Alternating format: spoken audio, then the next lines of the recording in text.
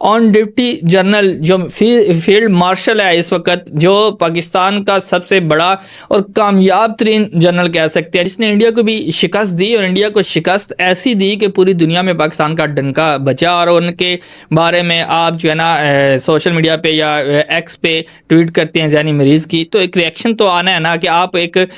उस फौज के ख़िलाफ़ बात कर रहे हैं जिस फौज ने पाकिस्तान की साख को बहाल किया। और आप लोगों ने ये भी कहा कि पाकिस्तान डिफ़ॉल्ट कर जाएगा, पाकिस्तान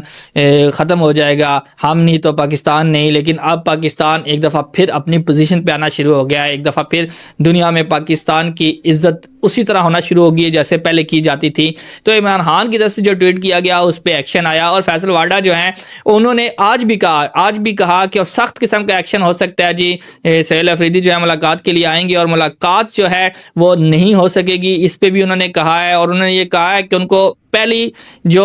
रुकावट है वहाँ से रोक दिया जाएगा और अगर वहाँ वो रुकेंगे नहीं और कोई एक्शन करेंगे तो फिर अगर बदमाशी करेंगे तो सख्त किस्म का एक्शन होगा। ये उनकी तरफ से सोहेल वाडा साहब की तरफ से ये बयान दिया गया। और सोहेल वाडा साहब हमेशा फैसल वाडा साहब माजूद करता हूँ कि फैसल वाडा साहब जो हैं उनकी तरफ से सख्त किस्म का बयान आया और ये हमेशा जो है ना फौज की हमायत करते हैं और